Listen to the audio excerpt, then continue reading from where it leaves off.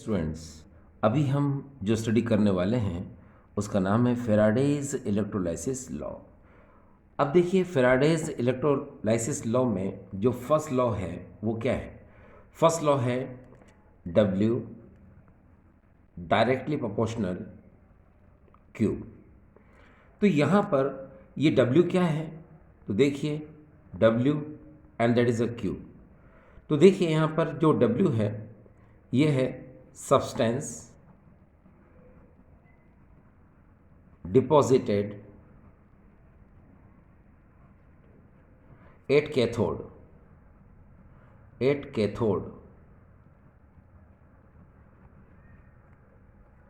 इसको हम simple way में ऐसे भी लिख सकते हैं, W इक्वल टू क्वांटिटी बोल सकते हैं आप इसको। ये हो जाएगा quantity of substance deposited at cathode. और Q क्या है यहाँ पर? Q करंट,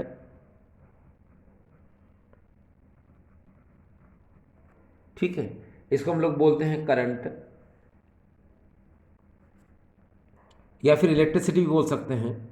करंट और इलेक्ट्रिसिटी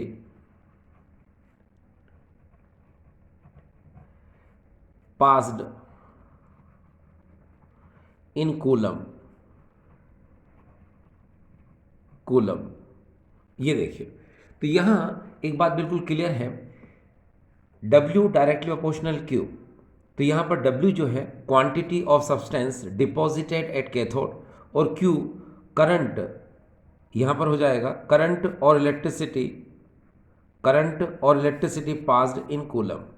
ठीक, अब यहाँ पर क्या बोला गया है? यहाँ कहा गया है कि किसी भी इलेक्ट्रोलाइटिक सेल में जितनी ज़्यादा हम कूलम में इलेक्ट्रिसिटी पास करते हैं उतना ही ज़्यादा कैथोड पर जो इलेक्ट्रोलाइटिक सब्सटेंस है वो डिपॉजिट होता है।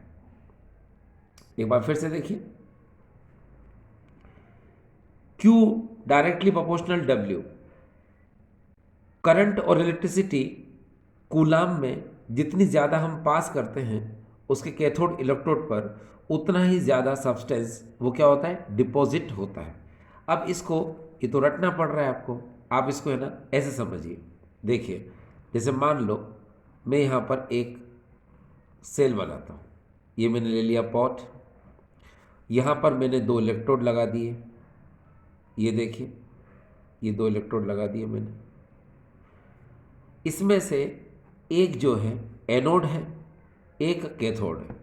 सपोज इसको मैंने एनोड सपोज कर लिया, इसको सपोज मैंने कैथोड सपोज कर लिया। अब इलेक्ट्रोलाइटिक सॉल्यूशन में आप इलेक्ट्रोलाइटिक सेल पढ़ चुके हो NaCl, उससे भी इसको हम समझ सकते हैं। कैसे? आपको याद होगा, इसमें हमने NaCl ले लिया।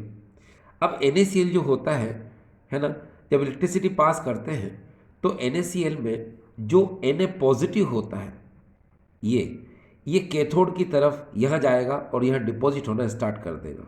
ये देखिए डिपॉजिट हो रहा है। और Cl नेगेटिव जो है वो एनोड की तरफ जाएगा और यहाँ पर हमको क्लोरीन गैस जो है ऑब्टेन हो जाएगी। लेकिन हमें मतलब है तो किससे? इससे। कैथोड पर जो सबस्ट्रेट डिपॉजिट हो रहा है उसका नाम है सोडियम। तो यहाँ लिख देते हैं डिपॉजिटेड सोडियम। अब इससे क्या क्लियर हो रहा है? इससे ये क्लियर हो रहा है कि कूलम में जितनी ज़्यादा हम इलेक्ट्रिसिटी पास करते हैं उसके कैथोड इलेक्ट्रोड पर उतना ही ज़्यादा वो सब्सटेंस क्या होता है? डिपॉजिट होता है। यही चीज़ यहाँ पर बताई गई है कि कूलम में जितनी ज़्यादा हम इलेक्ट्रिसिटी पास करते हैं उसके कैथोड इलेक्ट्रोड पर उतना ही ज़्यादा सब्सटेंस क्या होता है? डिपॉजिट होता है। ठीक, चलिए, तो ये था हमारा फर्स्ट इक्वेशन। अब क्या होगा, जैसे ही हम इस डायरेक्टली प्रोपोर्शन के साइन को हटाते हैं तो वहाँ एक कांस्टेंट आता है। देखिए W इक्वल टू Z और यह हो जाएगा Q। अब ये क्वेश्चन नंबर सेकंड हो गया। अब यहाँ पर Z क्या है? Z को हम लोग बोलते हैं ECE, इलेक्ट्रोकेमिकल इक्विवेलेंट। यहाँ पर ये जो कांस्टेंट है Z, इसको हम लोग बोलते हैं इलेक्ट्रोकेमिकल इक्विवेलेंट ECE। अब यहाँ पर आप चाहें तो Q के साथ भी डिफाइन कर सकते हैं, और अगर आपको लगता है कि इसके आगे भी चलना है तो ठीक है। आपको पता होगा Q इक्वल टू होता है आई टी होता है, ठीक है। यहाँ पर आई क्या है आपको पता है, करंट इन एम्पियर, और यहाँ पर टी क्या है, time in second, time in second. अब आप इसको यहाँ रख दीजिए, कहाँ पर, इस Q की जगह पर, तो आपको क्या मिलेगा, ये देखिए W इक्वल टू यहाँ मिलेगा Z आई टी, ये मिल गया। W equal to Z I T आपको ऑप्टेंड हो गया। अब क्या करेंगे आप, देखिए आपको पता है कि आपको Z ECE इलेक्ट्रोकेमिकल इक्विवेलेंट को अगर डिफाइन करना है तो कैसे करेंगे आप। देखिए सबसे पहले यहाँ पर I इक्वल टू ले लो 1 एम्पियर, ये आपने ले लिया 1 एम्पियर, और यहाँ पर T इक्वल टू ले लो 1 सेकेंड, ये आपने ले लिया। अब I इक्वल टू 1 को यहाँ रखो और T इक्वल टू 1 को यहाँ रखो, ठीक है। तो आपको क्या मिलेगा, W इक्वल टू आपको मिलेगा Z, ये मिल गया।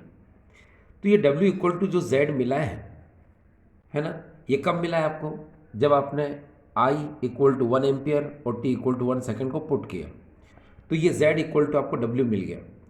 तो यहाँ पर अब हम इलेक्ट्रोकेमिकल इक्विवेलेंट को कैसे डिफाइन कर सकते हैं, सुनो।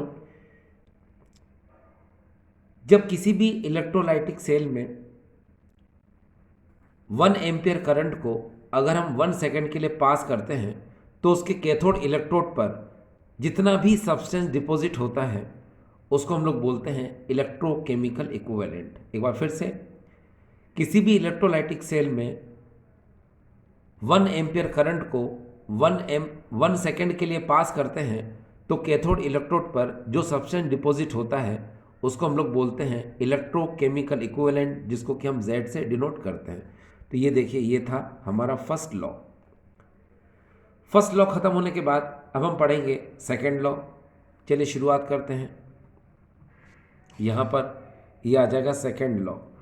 अब ये सेकेंड लॉ क्या होता है, तो देखिए सेकेंड लॉ के लिए आप याद रखें W डायरेक्टली प्रोपोर्शनल होता है E, ये होता है।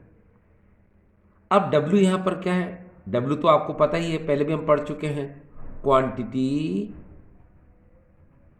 Of substance deposited at cathode. जो पहले था अभी भी वही है, लेकिन यहां पर ये E क्या है, तो E को हम लोग बोलते हैं इक्विवेलेंट वेट। ये देखिए equivalent weight of substance which is deposited at cathode.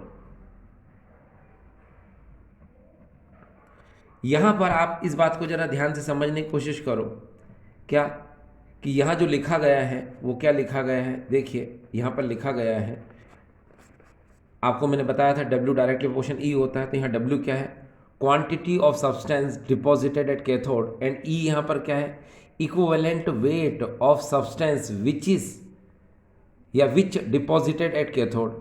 जो कैथोड पर डिपॉजिट हो रहा है उस सब्सटेंस का ये इक्विवेलेंट वेट है, और W उस सब्सटेंस की क्वांटिटी है जो कैथोड पर डिपॉजिट हो रही है।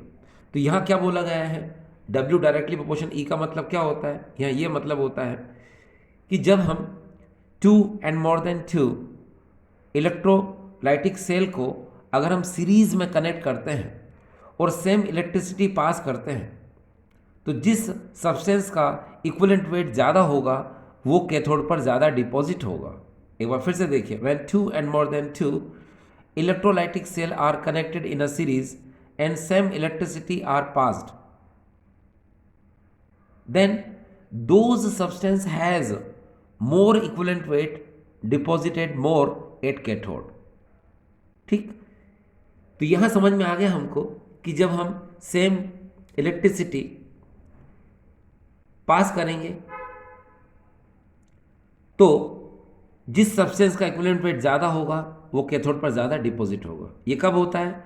जब हम 2 and more than 2 electrolytic cell को सीरीज में कनेक्ट करते हैं और सेम इलेक्ट्रिसिटी पास करते हैं, तो कैथोड पर जो सब्सटेंस डिपॉजिट होता है वो उसके इक्विवेलेंट वेट के डायरेक्टली प्रोपोर्शनल होता है। यानी कि जितना ज़्यादा इक्विवेलेंट वेट होगा वो सब्सटेंस उस कैथोड पर उतना ही ज़्यादा डिपॉजिट होगा। तो ये इक्वेशन नंबर हो गई हमारी फर्स्ट। अब कांस्टेंट को हटा दीजिए, तो यहाँ क्या होगा? W इक्वल टू, यहाँ कोई सा भी कांस्टेंट ले लो आप, ये कांस्टेंट ले लिया और ये हो जाएगा यहाँ पर क्या? E। अब E को W के नीचे ले आओ, तो यहाँ हो जाएगा देखिए W अपॉन E और यह हो जाएगा कांस्टेंट। मैंने आपसे पहले कहा एक सेल तो है नहीं यहाँ पर, 2 and more than electrolytic cell है जिनको हमने सीरीज में कनेक्ट किया है, तो हम क्या लिखेंगे? For 2 electrolytic cell, for 2 electrolytic cells. आप 2 से ज़्यादा भी ले सकते हैं, तो यहाँ क्या हो जाएगा? W1 upon E1 equal to constant, ये हो जाएगा। ठीक है, फिर आप सेकंड के लिए क्या लेंगे? W2 upon E2 equal to क्या हो जाएगा यहाँ पर? ये कांस्टेंट हो जाएगा। अब फॉर 2 सेल के लिए इस कांस्टेंट की जगह ये वैल्यू रख दो, तो यहाँ क्या हो जाएगा? W1 upon E1 equal to W2 upon E2। ये देखिए ये आ चुका है। ठीक, आप चाहें तो इसको ऐसे भी लिख सकते हैं, आप पर डिपेंड करता है कैसे, OR करके W1 के नीचे W2 ले आओ, W1 अपॉन W2, E1 को ऊपर ले चलो तो E1 अपॉन यहाँ पर हो जाएगा E2। ये देखिए, तो ये क्या हो जाएगा? W1 upon W2 equal to E1 upon E2। अब जैसे सपोज हम इसी की बात करें, आपने क्या ले लिया? CuSO4 एंड AgNO3, ये 2 इलेक्ट्रोलाइटिक सेल ले लिए, इनको आपने क्या किया? सीरीज में कनेक्ट कर दिया, ठीक, और सेम इलेक्ट्रिसिटी पास की, तो क्या होगा? उस सिचुएशन में इसका फार्मूला क्या होगा? तो आप यहाँ पर लिख सकते हैं, देखिए Ag का वेट जो कैथोड पर डिपॉजिट हो रहा है, Cu का वेट जो कैथोड पर डिपॉजिट हो रहा है, Ag का इक्विवेलेंट वेट और यहाँ पर Cu का इक्विवेलेंट वेट आ जाएगा।